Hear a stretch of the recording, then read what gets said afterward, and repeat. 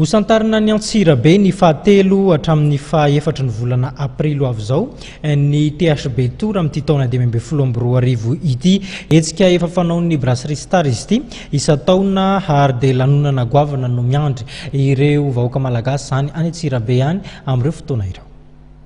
Tonga tokoa moa ity ny laharana fafolo amin'ny PHB amin'ity taona 2022 ity dia ohatran'ny isa-taona ny anombohana anazy dia any Antsirabe ny fahatelo, fahaefatra ary fahadimy, fahaenina ny volana aprily eo amin'ny avenue Angare ohatra ny Mahazatra. Ny programmen'izy io zany dia be dia be satria karazana animation maro samihafa no hitantsika ao. Ao ny animation ohatra ny Mahazatra isaka ny THB Tour dia ireo spectacle sy ny animation podium zany.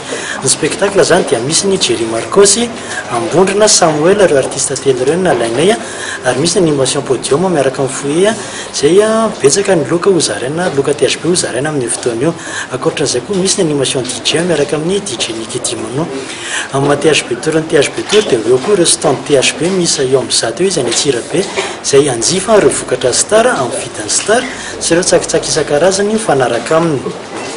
Nanizaka anazy dia misy koa ireo kilalao any ankizy, ireo karazana gonflable, manège, ohatrohatran'ireny zany hoe betsaka na ny lehibe na ny kely samy azo ny tombotsoany daholo.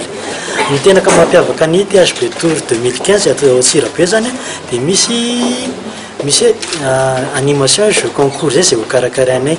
Io animation jeu concours io zany azo lazaina hoe voalohany nanaovana ny tao Antsirabe satria be dia be ny animation ataonay ao. Misy zao ny asabotsy ohatra, misy ny initiation à la Zumba sy flash mob mamaimpona daholo izy roa ireo ary misy koa ny ireo karazana concours. Ireo concours io zany misy ny concours na karaoké. Io concours na karaoké io atao amin'ny terrasse géante iry akaiky ny postery no installena le izy zany aloha. Eo tonga dia misy table star be dia be miaraka amin'ny parasol, chapiteau ngeza be. Dia misy koa ny concours na battle dance, fandehan'ny battle dance moa zany olona efatra ny ao anaty groupe iray dia karazana duel le izy entre groupe zany.